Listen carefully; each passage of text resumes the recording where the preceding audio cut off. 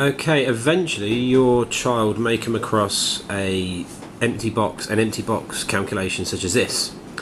And if you leave them for long enough, they'll work it out and they'll have a variety of methods for getting there, but eventually it's useful for the children to have an efficient and a speedy way of solving this sort of calculation.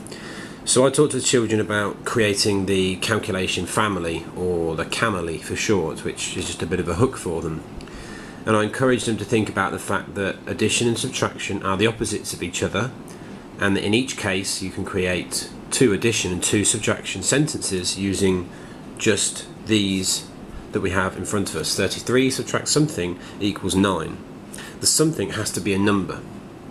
Now if 33 subtract something equals 9, then I tell them that 33 subtract 9 equals that something. That's something that will make sense to them the more they do this. Then I talk to them about the inverse. If they know that subtraction of 33 subtract 9 is something, then they need to know that there are also two addition sentences. Now, to make this larger number, two smaller numbers are involved. So 9 add something will get you to 33.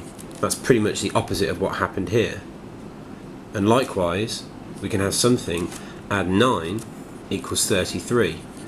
Now we've got all four parts of the calculation family, the CAMLY, and the children can see that one of these number sentences, 33 subtract 9, is a lot more accessible to them. It's something they understand a lot more, as opposed to 33 subtract something.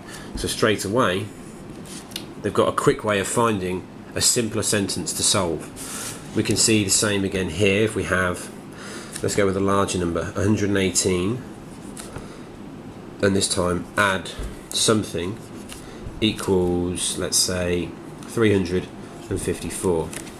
Well, with addition you can just switch the numbers round and you'll still get the same large number, provided their calculating is accurate, which by now you would hope it is. So something plus 118 will give you that same number, that 354. So if this is our large number, we know it's the large number because it's the result of an addition.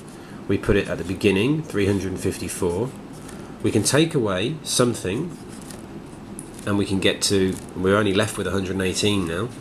Or we can have 354, we take away 118, and we've got something.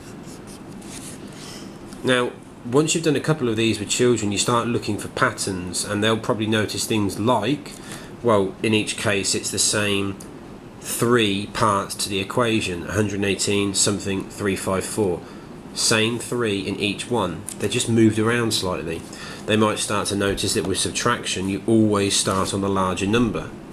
They might start to notice that with addition you always end with the largest number, and it's the same in this first one. Subtraction, you're always on the smaller number. Addition, you always end up on the larger number.